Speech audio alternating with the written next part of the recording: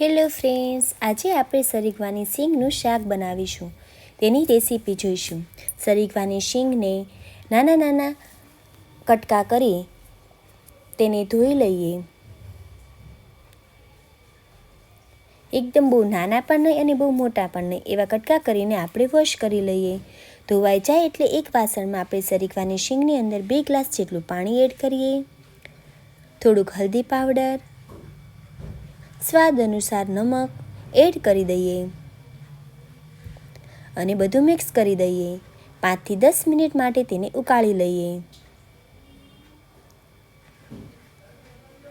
એકદમ સરસ આપણી શીંગ બફાઈ જાય ત્યાં સુધી તેને રહેવા દેવાનું છે. તમે જોઈ શકો છો આપણી શીંગ બફાઈ ગઈ છે. હવે એક કડાઈમાં તેલ ગરમ કરવા મૂકીએ. મેં અહીંયા 3 પાવડા જેટલું તેલ લીધું છે. તે તેલ એકદમ ગરમ થાય ત્યાં સુધી તેને રાખીએ. પછી તેમાં રાઈ જીરું નાખીએ. તે તતડી જાય એટલે તેમાં લસણની કળીને મેં વાટેલી છે તે એડ કરી દઈએ.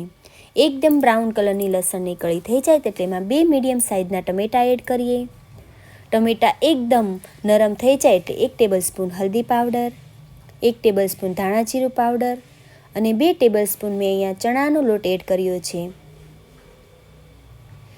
એકદમ ચણાના લોટની સ્મેલ આવી જાય ત્યાં સુધી તેને હલાવતા રહીએ. બધો મસાલો મિક્સ થઈ જાય પછી તેમાં સ્વાદ અનુસાર ખાંડ, 1 ટેબલસ્પૂન હલ્દી પાવડર,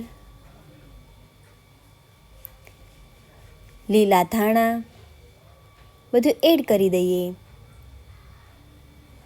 અને માંડવીના દાણાનો ભૂકો લાસ્ટમાં એડ કરવાનો છે, જેથી આપણું ગ્રેવી ચોંટે નહીં અને ઘટ ના થઈ જાય. એકદમ સરખું મિક્સ કરી લઈએ. બધો મસાલો મિક્સ થઈ જાય એટલે તેમાં જે આપણે સરગવાનું ઓલું બાફેલું તૈયાર કર્યું હતું તે એડ કરી દઈએ. મેં અહીંયા 1 સાલિયા જેટલી છાશ લીધી છે. તમે દહીંનો પણ ઉપયોગ કરી શકો છો. અને 5 થી 10 મિનિટ આને ઉકાળી લઈએ, જેથી આપણું ગ્રેવી આપણને કાચી ના લાગે. ઉપર જ્યાં સુધી તેલ તરવા લાગે ત્યાં સુધી તેને ઉકાળવાનું છે. આપણને એમ લાગે ઉપર તેલ આવી ગયું છે એટલે આપણી ગ્રેવી તૈયાર છે. એકદમ લો ફ્લેમ પર જ શાક બનાવવાનું છે, ફૂલ ગેસ પર શાક બનાવવાનું નથી. જો તમે જોઈ શકો છો આપણું શાક રેડી છે. તૈયાર છે સરગવાની શીંગનું શાક.